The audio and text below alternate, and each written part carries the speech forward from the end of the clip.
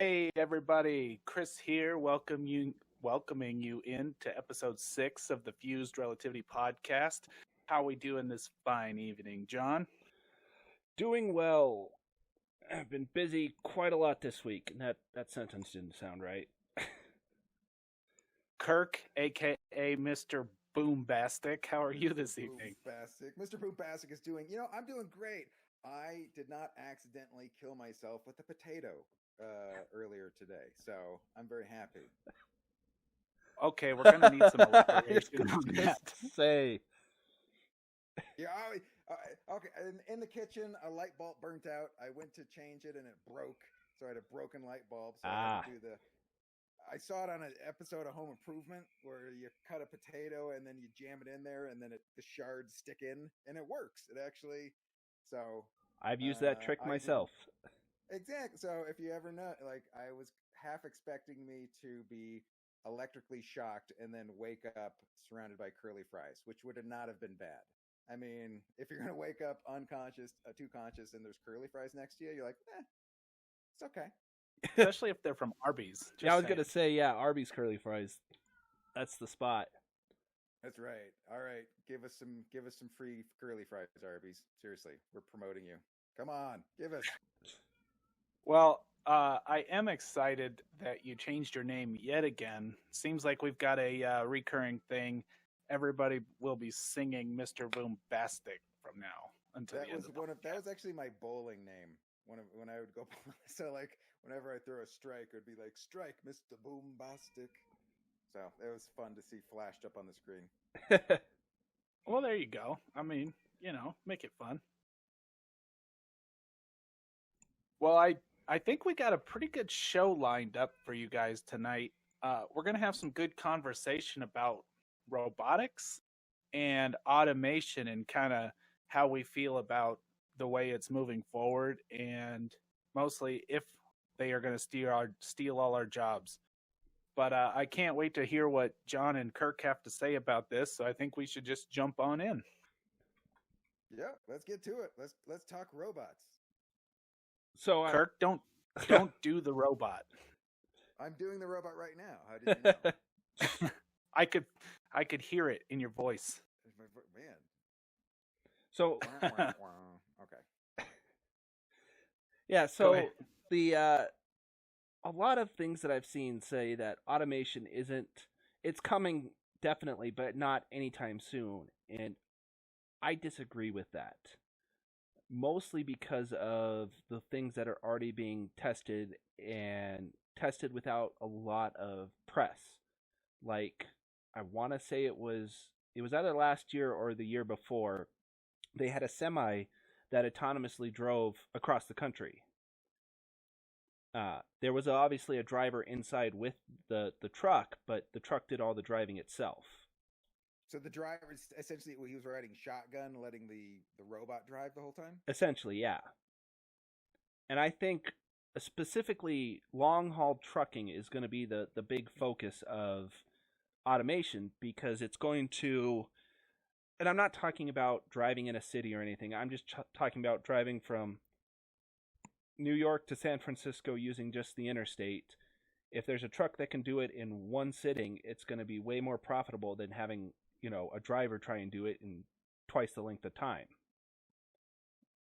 We're gonna have to they have to take rests, and like it's legal. Like you can only drive this long, but robots can just keep going. Especially if it's an electric truck, and the battery is a car can get 300 miles, and if they doubled or tripled the capacity on a semi, it could potentially get 1,000 miles before it needed to charge. Well, but don't you think you would still have to at least have someone in the truck just to, monitor everything in case something went wrong? Oh, absolutely. At least to start. And I know we kind of talked about this earlier in the week, but having a full certified truck driver in the truck starting is going to be what happens. But as the technology progresses and as it becomes more and more safe and more proven, the level of knowledge needed to be behind the seat of the truck is going to decrease to the point where you're just hiring someone to sit in the truck, and if it goes wrong or something goes wrong, the truck will pull over, and the person's job is just to babysit the truck, not necessarily drive it or anything like that.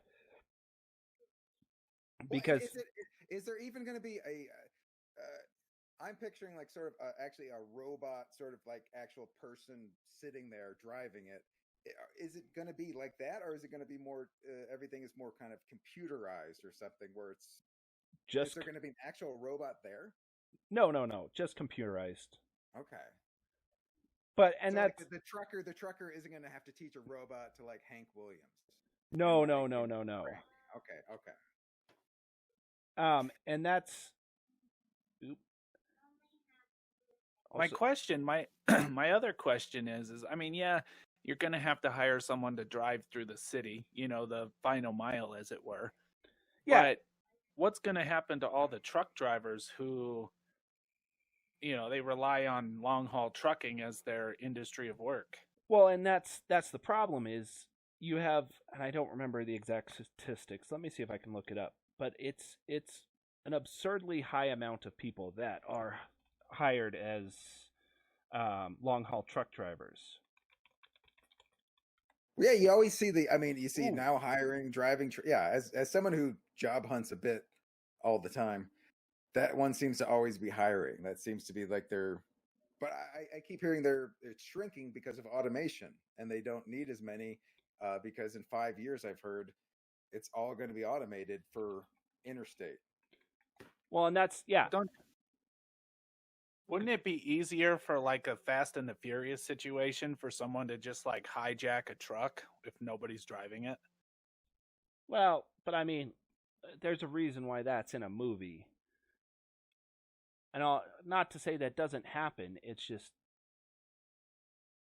having someone in the truck versus having something that's automatic and being monitored from, one point somewhere in the country. Because the amount of cameras that would have to be on an automatic or an autonomous semi would be ridiculous. Well, that's very true. There would be tons of cameras. Yeah. And what I think I'm hearing you say is that you don't think that it's a problem to replace the workers with robots. No, I'm not. I'm not saying that. I'm saying it's definitely a problem. But it's something that's going to happen because at the end of the day, whatever is cheaper is going to be the route that companies go to maximize profits. Yeah, it seems like corporations, if they could just eliminate people, that would really help their profit margin. That's what they're going for. And you know what? Thinking about it, it just popped into my head of why would you necessarily need a person in the car if you're also connected to the internet, if the truck is connected, like it would be with an autonomous truck, you could have one person potentially remotely driving that truck from anywhere in the country. Well, I'm picturing not even anybody driving it with the remote control or anything. Like I just picture like GPS. You put in the coordinates, you go to this place, and it just goes there. Is what I'm picturing. Is that wrong? No. Sorry, what I should have been more specific. If there was an issue, you could have one person that was monitoring a fleet of trucks, and if an issue arose, then they could take control of the truck remotely and get it off to the side of the road or, get it someplace safe without actually having to be in or near the truck. Okay, well, actually, I sent you the clip of where it's basically they're working on where cars will drive the delivery package to the house, and then because it's to save on insurance. If there's no driver, you don't have to worry about insurance, so it's cheaper. And then what happens was they're working on a robot that will physically go walk up to it, and it's once it does it a couple times, I guess it says it can recognize where you want the package put. And then it says it can navigate like there's like a tricycle or somebody in front of it. And the funny part too was it says like we didn't arm them. There's no weapons on it. Like that's the why would anybody do that? Hey, the thing that's going to go deliver the box needs a machete. Well, and that perfectly segues into kind of our next point was that's the next job that corporations are probably going to try and automize is delivery.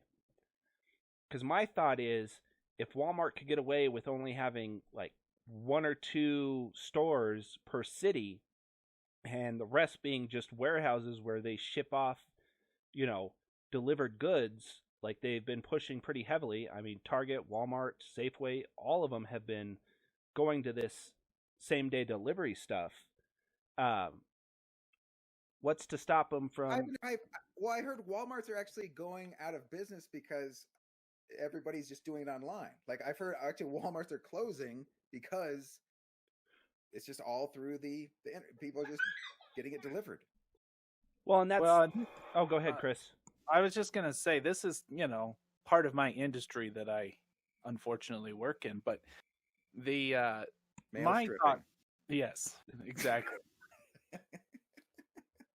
I wish I would have thought of Mr. Boombastic as my. No, I'm just kidding. So if I just don't see how you could be as productive with automated units as a person when it comes to deliveries of packages, whether it be big or small. And there's a lot of user interpretation that goes on throughout the day that I feel like a robot's just not going to be able to handle. Well, you're not wrong. But if we look at Kirk's example where they're using robots to deliver the packages with autonomous vehicles, then... Is there a way to pull it up, by the way? Like, and I sent a clip. I don't know. I was going to say, I don't know if I got it. But if...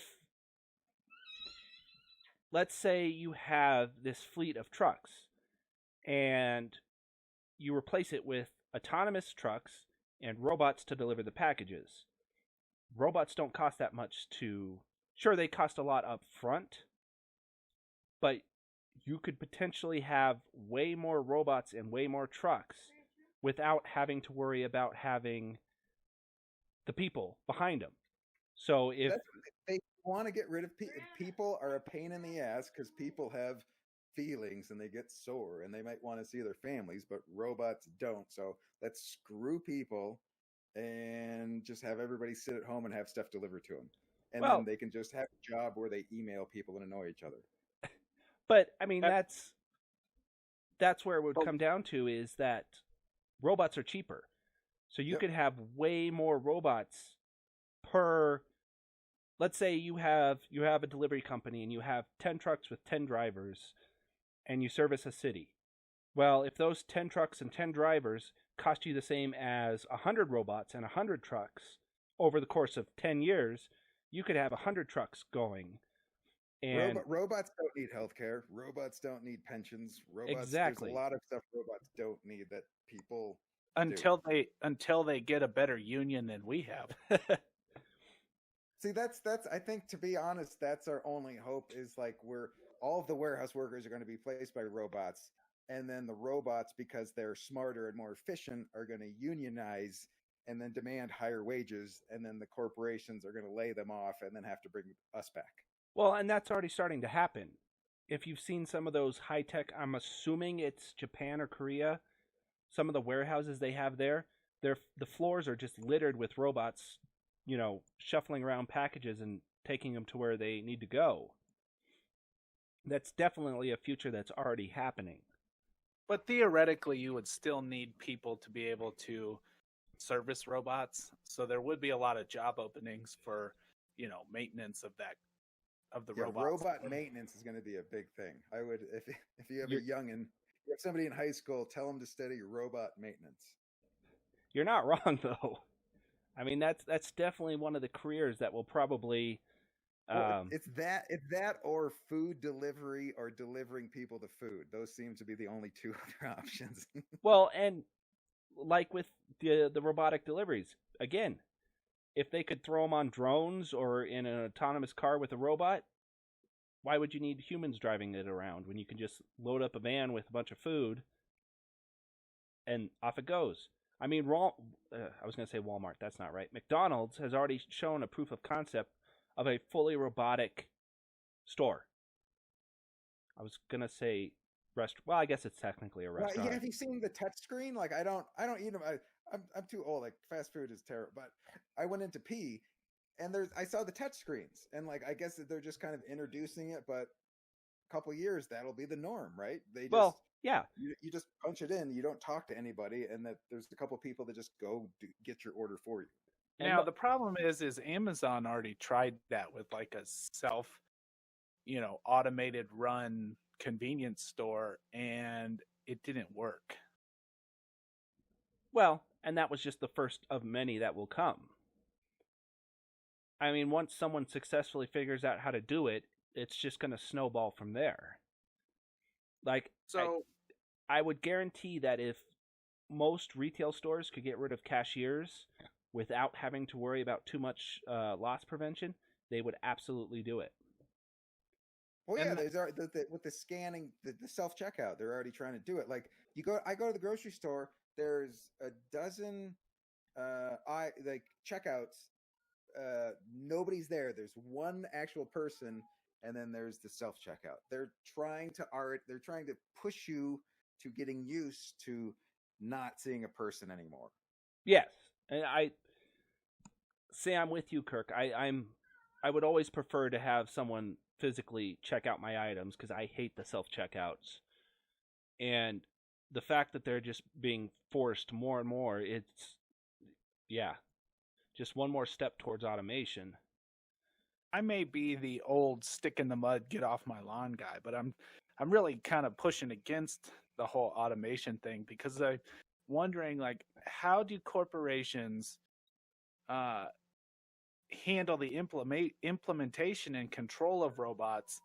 Because if they just figured it out tomorrow and said, look, this is how we do it, and then they laid off all the workers, what's the socioeconomic impact of that? It's not going to be good.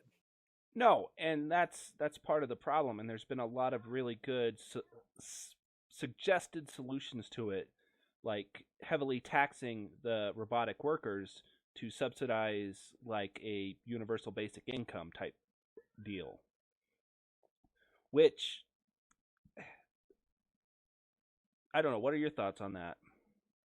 Well, I imagine they would transition in slowly. You know what I mean? There'd be a fate. I don't think it's going to go from 0 to 60 like that. But, I mean, it happened like, RoboCop. I mean,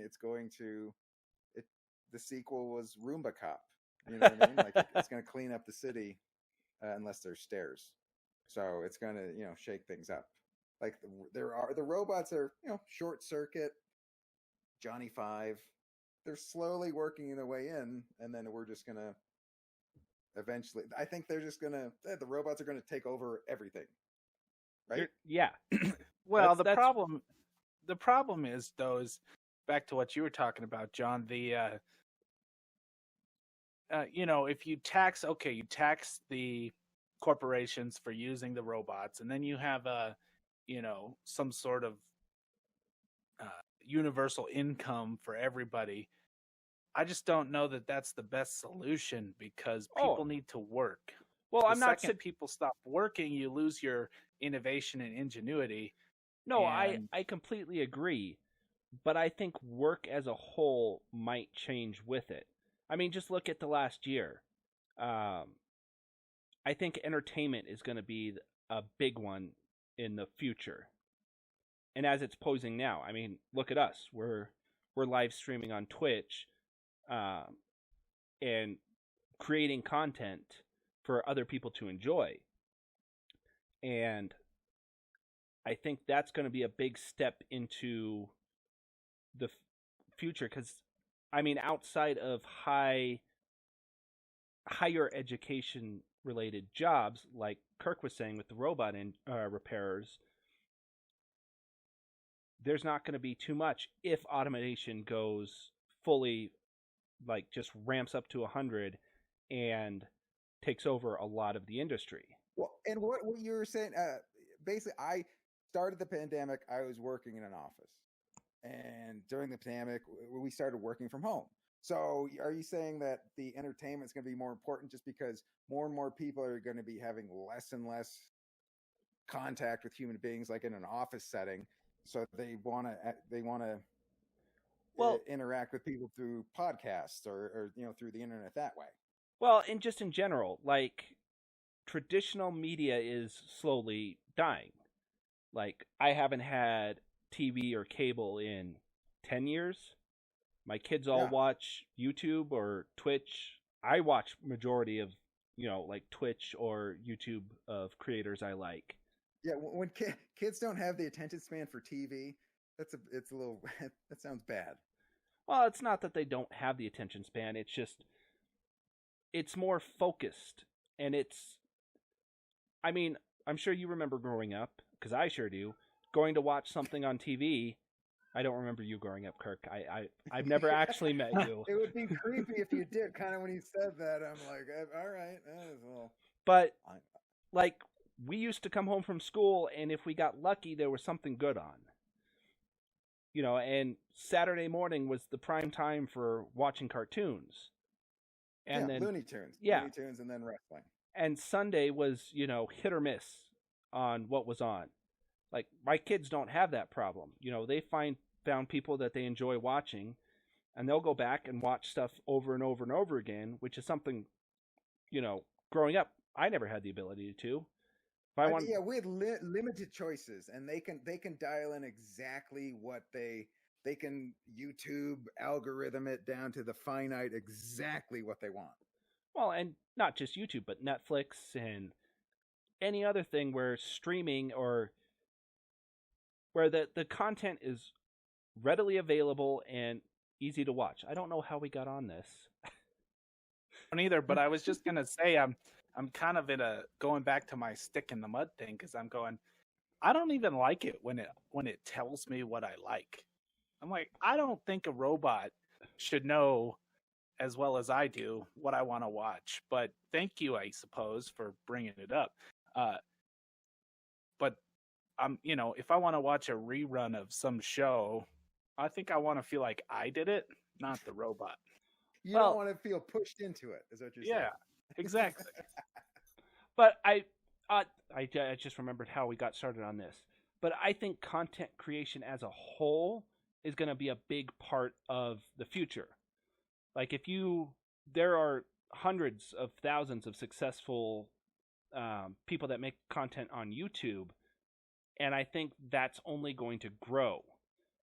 At a certain point, it seems like it's oversaturation. Like, where can you find? I mean, if everybody has a podcast, at a certain point, how do you find anything?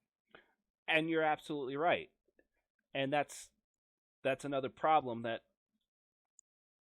needs to be solved, because without I'm trying to think of like 10 different things at once here, but without access number 7. Like, there will always be jobs available, but I think the biggest problem is the entry level, the high school level jobs are definitely going to be going more towards automation. Question I had for you was something along the lines of, one thing that we have to worry about this day and age is like hackers and malware and all these different cyber attack kind of things. How do we prevent people from taking advantage of robot workforces and completely wrecking a company? Now, I know that's kind of going to have to be figured out as we go, but it seems like it's a bad scenario for people who may put a lot of their effort into an item that can be generally easily hacked into. Well, not generally easy. There usually has to be some way to get in. And realistically, even with today's smart cars, there's only, and I vaguely keep watch out and look at articles about it, but sure, there have been people that have been able to hack into these smart cars, but it's a small number. and especially with ones that are connected to their own their own company servers and stuff like that. The hacker would have to get into the company servers then to get to the car. Whereas what you're talking about with the malware and all that stuff, it's usually the exploits are usually through like Wi-Fi or, like you said, with downloading programs and malware and that type of stuff. Just, the futuristic hacking into a computer and controlling what they see isn't really a thing unless you download the malware or the virus or the Trojan onto your computer first. If that makes any sense. I mean, I get it. I'm just, trying to touch all the bases of why I think we shouldn't automate the workforce. Well, no, and I agree with you. I just don't think we're not going to have too much say in the matter. Like, there'll be certain jobs that will be safe, but as far as, like I was saying, the entry-level jobs, the high school level jobs, those are going to be the ones that are going to be, I think, automated first. Outside of, I think, long-haul truck drivers will probably be first, but with other stuff following shortly after. And I did have this thought, and it's a long trip, so just kind of stay with me for a second. But think about this. So if you have robots who take jobs from a lot of people, and then you have a group of robots whose job is to create robots, how long before they start to treat in an evolutionary way, kind of like the robots that they're making are their children, and then they start to, switch their brains a little bit and get like parental instincts, and then you see where I'm going here? I feel like that could snowball into a bad movie. Well, it was a bad movie, I'm sure. Well, and that's the thing is, artificial intelligence, especially when dealing with robots, yes, there's a lot of buzzwords that are thrown out that say, "Oh, hey, this is bad." They're gonna revolt and matrix us. I just don't see that happening. Potentially. Well, I saw something where they're using robots, they're programming robots to like almost for like senior care centers where it's like they remind the elderly to do exercises or blah blah blah, but it's supposed to be sort of human contact. So it's like they're sort of getting a little bit of human qualities, consciousness, being helpful. And I think there's always the fear of then it goes evil for some reason because we've seen, Terminator or whatever. But I think that's the thing. If they don't give the robots the weapons, like the pack engines, they go, we're not going to be sending out these people with AK-47s to deliver your boxes. They're just going to be normal boxes. We're not going to make the robots evil. And although the sci-fi wants you to believe it, but it's not going to happen. Well, and a lot of those movies they're usually artificial intelligences that are, designed to be more human-like and all that stuff. The robots that are going to be delivering and doing automation-related stuff, they're going to be simple, do this, don't do, or, right. They're going to have listen to AC/DC. They're going to have, they're going to have a mullet. They're going to, no, I mean, they're not going to be, I'm going to be plotting and Marxist and I'm going to overthrow the government. No, there's like, hey, Beavis and Butthead delivered in your boxes. Yeah, they're going to have a set program and they're going to follow it. Yes. And when they run into issues, that's going to be a big hurdle, but they're not going to be loading these with, artificial intelligence that's going to be able to think on their own. It's just going to be, basic. I mean, think it's like, well, I did you. There's a hose in your walkway. Here's how you step over it. Like that's the level of what we're talking about. Yeah, they're not going to be sentient, right? I mean, there's always that fear that one could develop a a glitch and turn sentient and all this stuff. But at the end of the day, they still rely on batteries. And until there's a way to fuel them for a long time, even our best batteries couldn't keep a robot going for more than like 4 hours. I so wish a robot would attack you right now. It'd be just perfect timing. It would be like every movie. There's no possible way that the robot. Oh my god! Well, the good thing is, I do want to flip my bad attitude and say that there is good spots, I think, for having robots, especially in scenarios with like disaster areas, which I think you were talking about last week, Yep. or if you had a search and rescue or some kind of dangerous situation where you could send a robot in instead of a person. Or dinner with in-laws. Yeah, or that. But I did say disaster area, Kirk, so. Oh, that counts. Yeah. But I mean, if you think. But anyway, it would be a good place to use robots that I could actually jump on board with. I mean, we've been using robots for a long time for, well, some nefarious, but, the overall goal is we've been using robots like this, like Spot, to scout out disaster or dangerous areas, and that's only going to keep improving.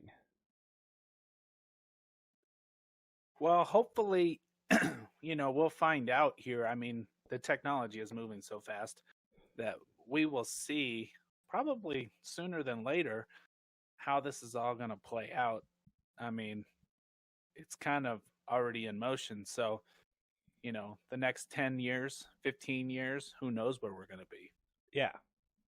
Right. It could be around the corner. Speaking of corners, seriously, everybody.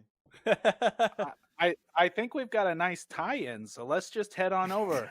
See what's in Kirk's corner this week. Look at that smooth transition. Oh, what do we got today? Okay. So what have we added? Okay, so a Coke can, and then we got the hell? Is that an antenna? Chris should know what Dude, it is. That's the Mars traffic whirlybird.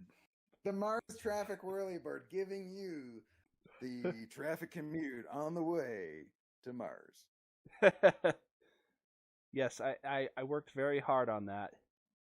And I like how you're going out of your way not to put a glass of water. My demands aren't much, and every week there's been some that's nice. I like that. All right. I'm digging the leaves in the tree this week, and there's some grass out there. It's getting spring. It's getting spring out there. It looks like. Yeah, starting to feel like spring. But it's definitely an aspen. I've planted a lot of those. I know those. Why? We were talking about animation and robots basically taking your jobs personally. So, Kirk's Corner before I've had interview tips. I totally forgot that before the interview, you got to get the resumes. Got you get to the interview. So I came up with a couple helpful resume tips for you guys after the robots steal your jobs. You guys ready? Are you guys interested after you lose your jobs? Hit us, because yes, yes. Let's go. All right, it's about a half dozen. Okay, here we go. The first one is you want to keep your honors and awards to no more than 2 pages. Okay, you're gonna sound like a braggart, And I know, Chris, you have the belching championship contest, the trophy, but leave that off. They don't need to know. But that's my only one. Well, if it's the only one, then put it on there, but just no more than 2 pages. Okay. And then under special skills, you do not want to put beating up human resources people who don't hire me. They don't. Security's probably going to escort you out. Here's the third tip. If you can smear a little jelly on the corner of your resume, they're going to associate you with delicious blackberry jam, and that's going to get you hired. See, the only problem with that one is it's all done online now, so it's hard to smear blackberry jam on an internet. I didn't think, strike that one. For everyone, erase that. Don't, you got a bonus one, don't use that one, okay? Let's see. All right, number 4. Oh, this is a Chris, pay attention to this one. Any references to flatulence should be removed. All right, they don't need to know that. Hey, Kirk, you cut out for that last one. Oh, did I? Okay. Well, any references to flatulence should be removed. You don't want to leave that on your resume. No fun. Well, all right. Two more. Your mission statement may be to party with the guys from Metallica, but come up with something more businessy. And the last one, you want to, there's 2 more. You want to include the name of the human resources persons and their family and their regular routines. It shows initiative. Shows that you care, you're paying attention. I mean, if you were going for like Hitman or something. Like, look, I tracked your family down, so come on, I think I'm overqualified. And then after the interview, you want to send a thank you letter extending an invite to the local titty bar. It's just being polite. It's just being professional. Okay, those are how you're going to get a job after the robots have stolen it. I mean, well, thank you. I'm going to once again, if you could send me a list, I would appreciate it. Yeah, well, we'll post it on TikTok. I'm sure it'll be out there. But anything to help the people, that's what I'm here for. That's what Kirk's Corner. It's about waffles, and it's about a weird cat thing I still don't understand, and an aspen tree, and 3D printing. John, I thought you mailed him one of those Tinker Cats. We got to get him one so that he understands what it is. I need to print off another one here. One day, Kirk, you'll understand what a Tinker Cat is, and then you'll be like, "Oh, okay." One day, and then I'll understand that I thought way too much about Tinker Cat. One-off joke. That'll be the day he quits the podcast. Yeah. All right. Yeah. So what are we doing next? We're out of Kirk's Corner. What's going on? We're out of Kirk's Corner, and one thing, since I saw the whirlybird up there, I did want to give a little update on the helicopter Ingenuity up there on Mars. It is been a long trek. It's not going as smoothly as we would have hoped. They are saying that everything is going okay as far as it's on the ground.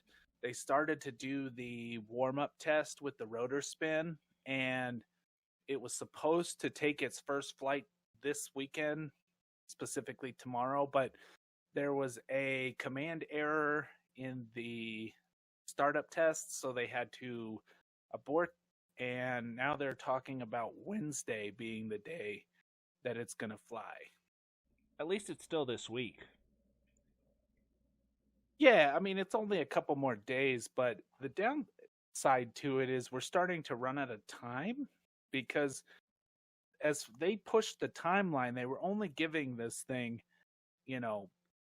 30 days. Like, that's the max they're going to give this helicopter. So whatever they can do in 30 days is what they can do. If it doesn't get up and flying, they're not going to spend much more time on it. What happens after 30 days? Like, it explodes? Like, it's got like an internal, it's going to retire early. You know what? I've been here 30 days. I can't really fly anymore. I'm just exhausted. This whirlybird will self-destruct in 30 days. Yeah, the whirlybird. Well, and I'm, of course, very excited about this helicopter because I think it's so awesome that they're going to try and fly this thing.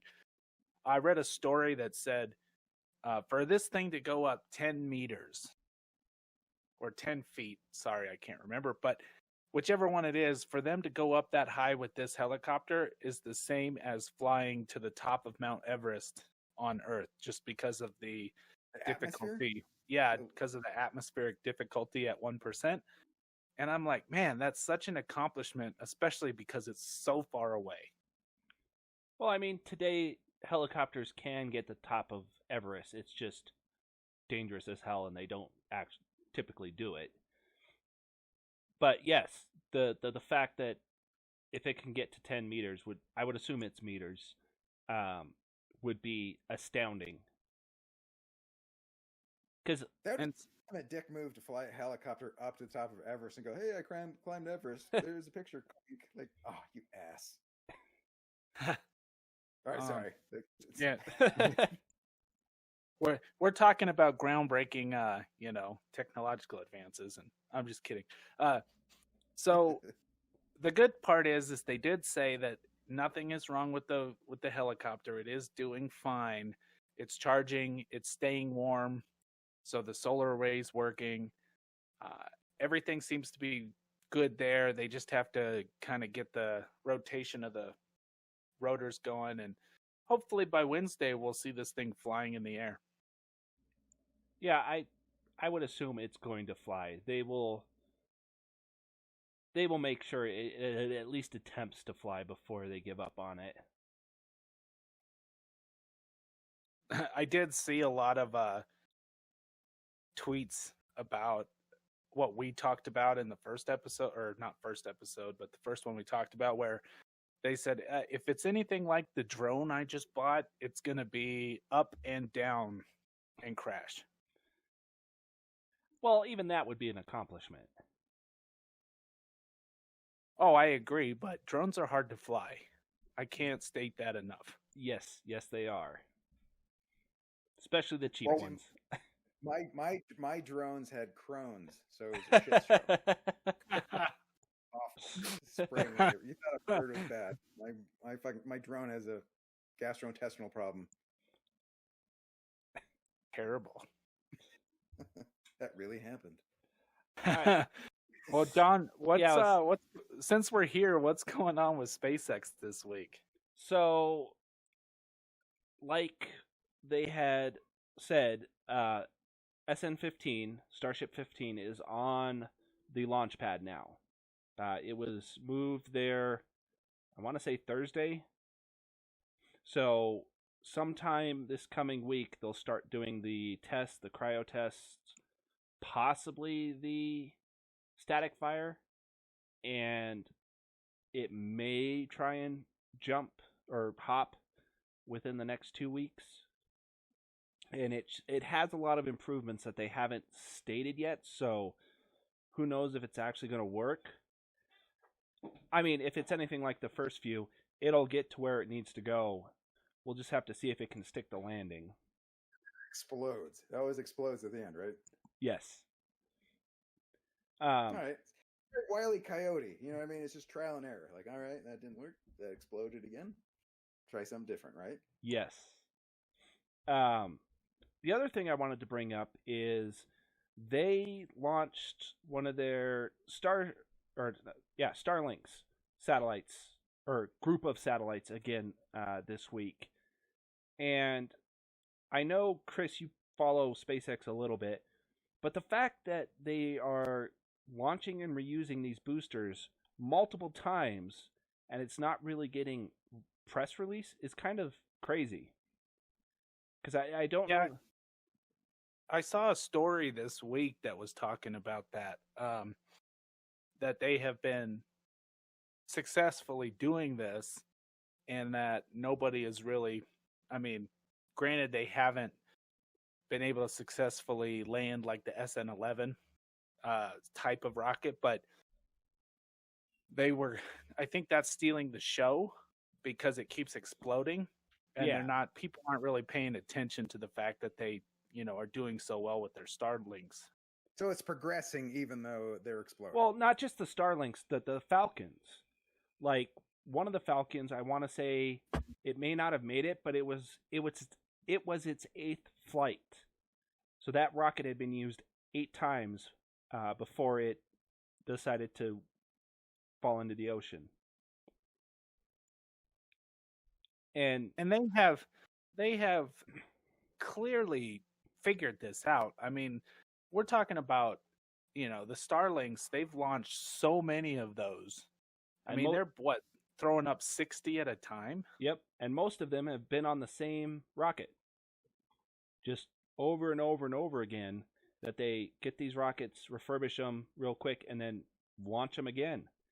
I mean, it wasn't I want to say 3 or 4 years ago that they finally landed their first rocket, and now we're getting to the point where they're just rapidly reusing them.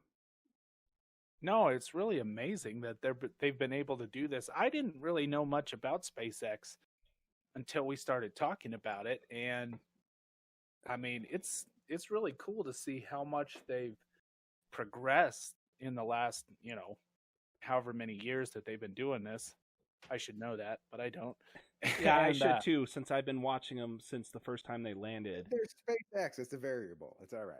It's unknown. Well, as far as I could tell, they are. The one thing I saw was the space junk that they're trying to clean up. They're really doing a good job of keeping that to a minimum, even though the Starlink missions are creating some junk. But now they're trying to clean that up with other satellites with magnets. So yeah, what about the space junk in the trunk? That leads to a black hole. Hey, oh no, it's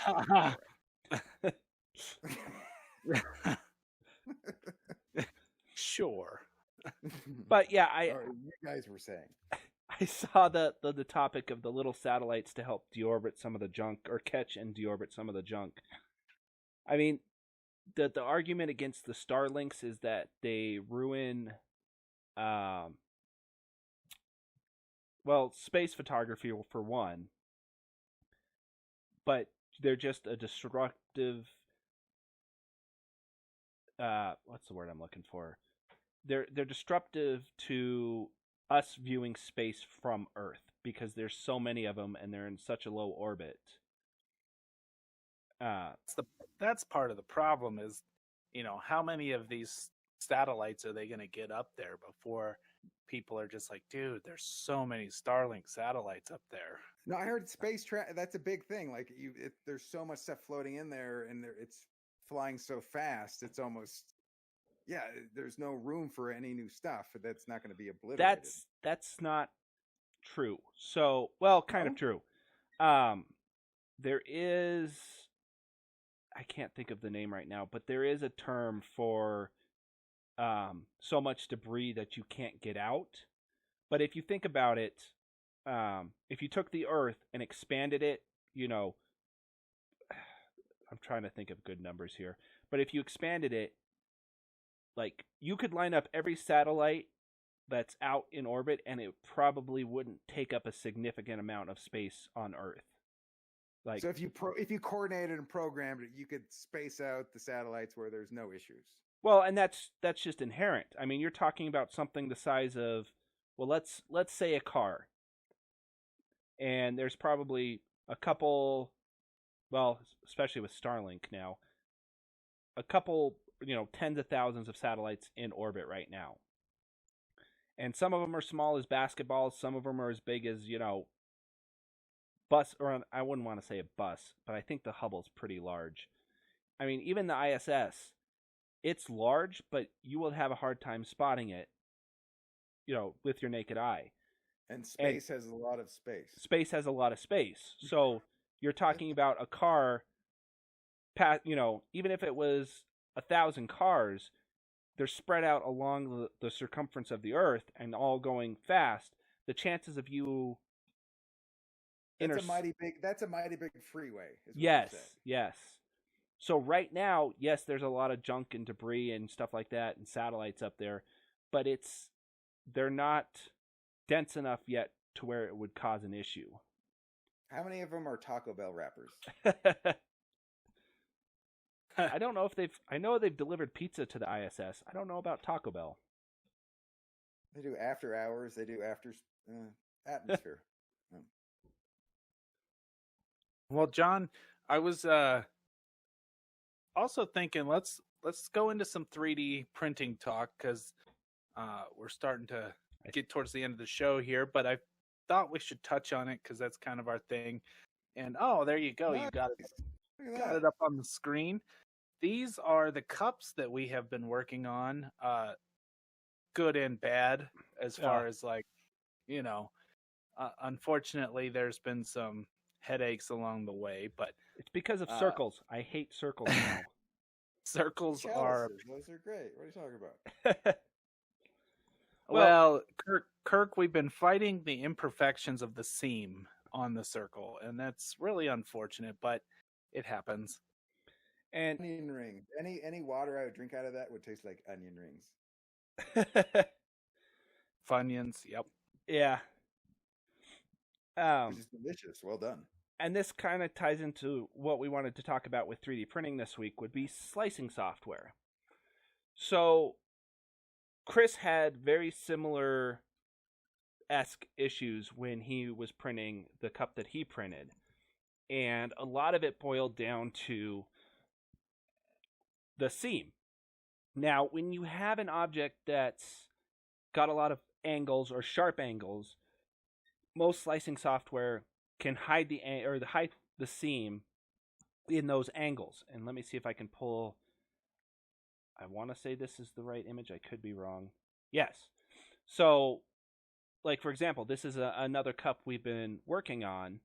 And when the slicer is trying to hide the seam, it hides it in that honeycomb pattern to where you can't see it, which makes it look a whole lot nicer.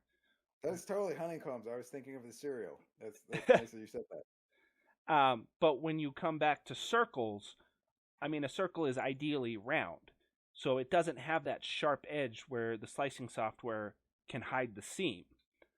And that's just an unfortunate thing I've discovered when working on these cups.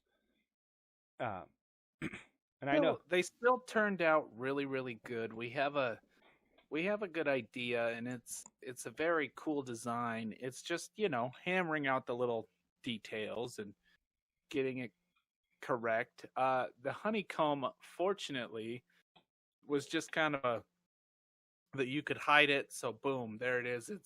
It's kind of ready to go. We can start selling these things. And in that picture that you see, we have a smaller version. We have upsized it just to be a little bigger, but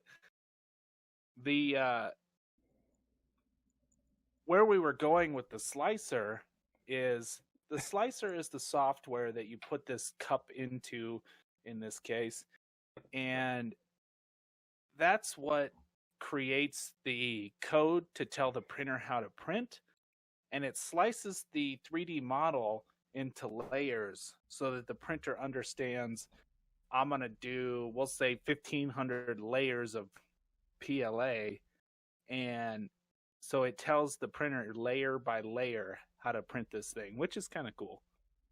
Yes. I kind of started on it, and then you fixed it there, but yeah, so you've put the 3D model in the slicer, and there's various different slicers. Like, I use Prusa's slicer, which is based off of Slicer, and you use Cura. Can you say slicer more? But every time I say slicer, I think of Freddy Krueger. Oh, Nightmare on Elm Street. Yeah, makes sense. But yeah, and each software comes with different levels of things that it offers. Like, so you guys are willing to sell this one, but what about the sentimental value? Like, I mean, it's your first one, it's your baby. Are you sure you're willing to let it go? The one that's in the picture? No, that one's staying with my wife. This was her idea, by the way. She's the one that came up with this, and a few others that I want to try and do, as long as they're not circles. And is that based on her thigh or anything? Because we've already her butt was shown. So no, it's her elbow. I do have another one.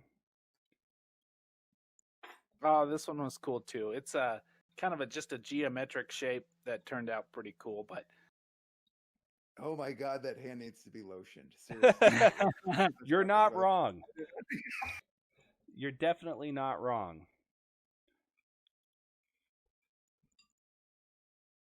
But yeah, this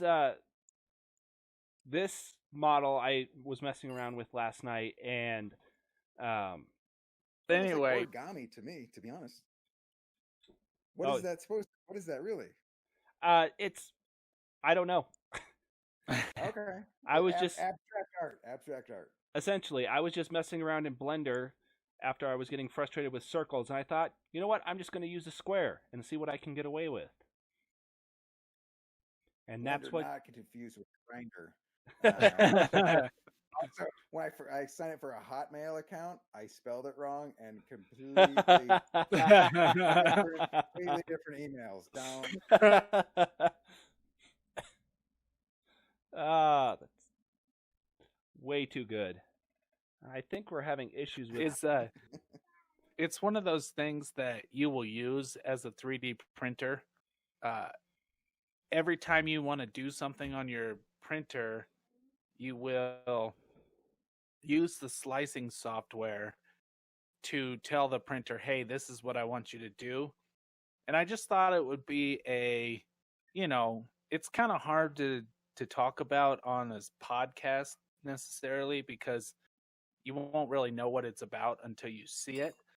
But I thought we would at least, touch on it a little bit. Because maybe somebody... It has nothing to do with Slice, the generic cola. No. Okay. No. It is that might make it better though. It's just a software that you input your 3D models into, and then it inputs those 3D models into the printer. And it usually tells you the amount of filament that you're going to use and the amount of time that it expects the print to take based off of which printer you're using. So it's very cool. It's not that hard to get used to. It's simple, but it's not. And just a little insight into what you might be looking at if you get into 3D printing. You will need to learn a little bit of slicer software. So this would be like a level 2, like if you're getting into it, like not a beginner step, but after you've mastered a couple of beginner steps, maybe move up to slicing. No, slicing's beginning. Yeah, slicing's beginning. Oh. Yeah, because your printer can't print unless the slicer model tells the printer how to print. So you have to be able to put the model into the slicer before the printer can do its thing. Can it do salami? I don't want a 3D print salami, Kirk. Yeah, I don't. Come on, Kirk. Why you got to be like that? Wasn't that one? Somebody was 3D printing meat. That was something. I just didn't make that up. No. Damn it, John! Pull this up. Make me not look like an asshole here. Come on. Speaking of that, I think we should go to our new favorite, a little off topic. Right. We're done with Reddit. Reddit, we're done with you. This is new. Yes.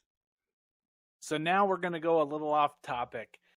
We will get to some meat talk, but let's first talk about, John, you got a greenhouse story. Let's talk about it. Yes. So, if I can find it, because I keep losing it. One of the things that is potentially coming is the climate-controlled farms that do multiple levels of indoor crops in a small area. So they're kind of stacked on top of each other. The benefit to this is that they use 95% less water and much less pesticides, chemicals, stuff like that. And they can... They're also solar, right? Yes. And it's kind of a combination of the two. The solar helps, with the farm and keeping it climate controlled and keeping everything going. And then the excess can go back into the grid. And then you have these multiple layers of growing zones that can produce a ridiculous amount of crops in a smaller space than it would be in a traditional farm. Well, and I thought the story you sent, it was the crop was asparagus, was the one that, so, like, it's like figuring out how to grow asparagus, a bunch, and I was just like, as speaking for all 8-year-olds, I just want to say, thanks a lot, Dick. I would agree, but I kind of like asparagus now. But yeah, you're older, but come on, except for the unfortunate smell. But the thing I didn't understand is why they did asparagus to start with, because it's like one of the hardest things to grow, and it takes 2 seasons to be able to harvest it. So you wouldn't really know how your crop was doing for 2 years. That's not true, because you're talking 2 seasons, as in the traditional season. If you have a climate-controlled, even if it's 10 feet of snow outside, inside still, summer weather, you can reduce the growing time by a ton. And I'm assuming the article wasn't really an article, it was more of a picture, but a lot of these have been doing hydroponic farming, where there was one from, I believe it was Japan a few years ago, where they did lettuce, and they were producing ridiculous amounts of heads of lettuce every day in something the size of a football field. Can I just point out, I want to point out that while Chris was talking about asparagus, he complained about bad smell. Can I just point out the irony of that? Like, the balls on Chris. Are you kidding me? Had to point it out, didn't you, Kirk? I just wanted to call back. I just wanted it in defense of asparagus. You don't smell Well, I think it's super cool that they're, working on this, especially because they're using photovoltaic system to control the greenhouse, which they can then produce a lot of crop on with a small amount of area. It seems like the future of farming, almost.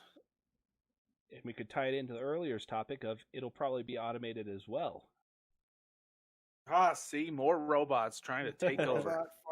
Robot farmers are coming soon. Yes. You ain't been round from here, are you, boy? What? I only accept it if they wear overalls and have a piece of straw in their mouth. I saw a guy. I was at the dog park. I saw a guy with overalls. I'm like, God bless that guy. He's a farmer. I know that guy. He's got his dog. He's a farmer. He's overalls. Oh, beautiful. It's a good Colorado moment.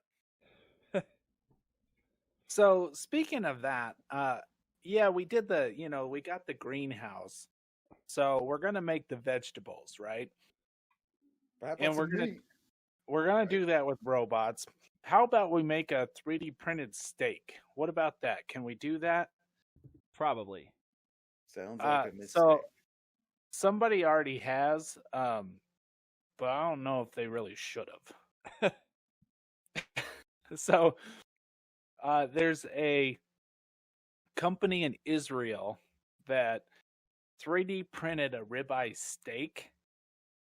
And honestly, the picture does not look good. Like, to me, it doesn't look like a ribeye. It seems a little bit, I don't know, wrong would be my way of describing it. Phony, fake, yeah, fake, unnatural. Yes, but the thing is, so they use a mixture of fat and meat, just like a ribeye steak would be, which I suppose is okay. But it's kind of one of those things where they kind of do a biologic rendering of what a steak and a like fat and cells, and then they put this into a 3D printer and they 3D print this steak. But they can't. The texture, I imagine, would be gross. I figure. Well, and that's what they say, that the texture is fairly close to what you should expect from a steak. But my problem is they're trying to do this so they don't have to slaughter cows. But I just don't know that it's the perfect way to make a steak. I mean, I could be wrong, and this could be a wonderful steak, but I don't know that it's ever going to be a good replacement for just a good old-fashioned ribeye steak. Well, I mean, it's Star Trek. If you think of their replomats and all of that, that's essentially, if you break it down, kind of what they were doing is, well, I don't know if they've actually explained, but the way I look at it is they're 3D printing the stuff just in a more futuristic way. And the concept behind it is, I think, is sound. But as with any first generation of technology, it's not going to be anywhere close to perfect. Well, and that's the argument, is they're just getting started. And I mean, I'm not going to try a 3D printed steak because, you know what? I like the idea of grew up on a farm, kill what you eat, that kind of thing. I'm a hunter. And 3D printed steak, I know how my 3D printer works. I don't want to eat anything that comes out of that. Look, when I'm on the toilet, I don't want to be getting a paper cut. Who's with me? Well, and I mean, they have 3D printers for food. They're not great, and most of them are just kind of experiments, but I think... Now, I don't know how this thought hasn't come into my head just until now. Sorry. I was going to say... He was so emphatic. He sounded like he... Don't punch the microphone. I know you're excited, but all right, let's take a deep breath. Okay, I did knock over my microphone, but here is a thought. If you could have a heated extruder pushing out this meat and it could cook it as it printed, I might jump on board. It cooked it while it extruded it, is what you're saying. Yes, it would be essentially cooking it as it's printing it. And then by the time it's done, you have a fully cooked ribeye steak. I might be able to jump on board with that. I would prefer... Granted, I've become a little bit of a snob when it comes to steak and whatnot. I sous vide almost everything. But that's just me. Mr. Sous vide over here. Go ahead. I don't even know what sous vide means. What is sous vide? So it's I believe it's French for water bath. You put whatever you're cooking.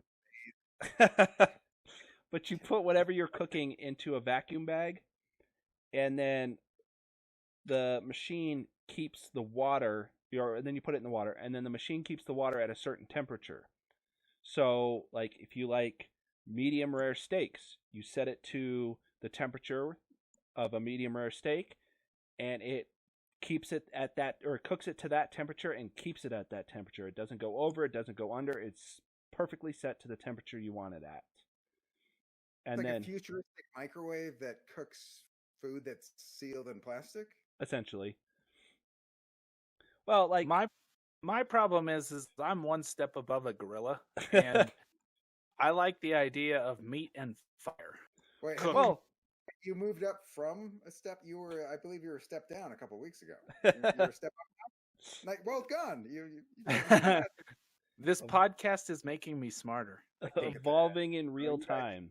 So, as a viewer, please share it. The more people that listen, Chris, he'll become the missing link. He'll move up. Moving on up. You know what? His back hair is going away as our viewers grow. I don't know about all that, but I mean, hey Kirk. Speaking of that, let's jump into your story you got a story about monkeys this week. I found a story about monkeys. Do we have any video? Do we have any visuals? Again, I was never sent anything, so that's a no. Okay. Essentially, that's okay. 20 to 25 monkeys escaped from a German zoo. That's the story. And the thing that made me laugh was they did it while there was construction going on. So just the efficiency of the German monkey figured out when the guard was, you know what I mean? They're like, oh, I saw that plumber walk by with his keys and I swiped one. I'm a German monkey. I'm skilled.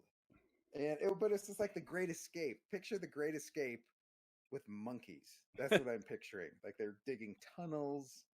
I believe there was in the story there was like 25 of these monkeys that escaped, and they were asking the public for help because they couldn't locate the monkeys. and I feel like a terror ensued because 25 monkeys on the loose, that's rough, man. Oh, and they can be vicious too. Well, they said they're more likely to flee than fight, which I never even thought of that. You know what I mean? Like if I'm walking around Germany in a city, I see a monkey, the last thing I'm thinking is this thing's going to try to cold cock me. You know what I mean? Like it's just it's not on the radar. You know what I mean? Like and then but it's like then they said get into defensive monkey fighting position, which what the hell is that? What do you got? What a monkey's coming at you. Really? I'm doing a yoga position. You know what I mean? I don't know. Well, I feel like I would have to fight every urge to throw poo at it. Well, you're in I'm not gonna even I mean a German shit porn joke. It's too obvious. You're it's right there. Hey, and well, as I discussed just a minute ago, those are my people, so I feel like I'd be all right. But escaped monkeys, probably never good. Yeah, they'll be rounded back up. They're not as when they're back in a barrel, they're more fun. Monkeys in a barrel. That's a good game. Well, So hey, I think what's next? Oh, well, I was just gonna say, we're kind of hitting that plateau right now. I think we'll probably end the show with that. We were having the Reddit React after the show. I think we've kind of decided that Reddit React just it might be gone. We like the little. That's what I said about Reddit React. That's my Reddit React. That's my Reddit. We do like the a little off topic. It gives us a chance to get into some other things that we may not have got into on the other side. John, I think we're going to be jumping into Halo after the stream. Is that correct? Yeah, sorry. I believe so. I still have to hook up my Xbox, so that's going to take me just a minute. I was not as prepared as I thought I was for this week. Halo stream after the podcast, Yeah. Kind of been doing it a few weeks, but we will be jumping. John get his shits together. Come on, seriously, John. Anyway, seriously, yeah. TikTok. No. So we'll jump into our normal Halo stream after the podcast has concluded here. But baseball, we're going to be doing baseball soon, right? Yeah. Oh, yes, that's guys, going to be fun. We are super excited. MLB The Show comes out on the 20th of April, and really excited that it's on Xbox. MLB baseball hasn't been on Xbox since like 2013, so I'm super excited. It's going to be a really good movement back to the Xbox. I bought a PlayStation just for the show. Right, it's post steroids, so all the players are clean. Everybody do stay tuned. Mark your calendars for the 20th because we have something very special lined up for the release of that game. We're not going to give it away now. Ooh, nice tease. Nice tease. You are. Well, it's probably not going to be on the 20th. Well, yes, it won't be on the 20th. It'll be the weekend. Probably after. The 24th. Okay, we'll say the 24th, but something big's coming. Something big is coming. You are going to want to. John, thanks for correcting me, Dick. All right, you are going to want to stay tuned for that. We have been planning this out, and we will not hopefully disappoint. With that, I am Chris, Skulls and Arms on the Discord. Kirk. I am Mr. Boombastic. And of course, we got D Infinity X, aka John. Yep. And hopefully everybody has a good evening and follows us over to the Halo stream, which will be up in a matter of, 10, 15 minutes as usual. Thanks for listening, guys. We'll see you next week. Yep.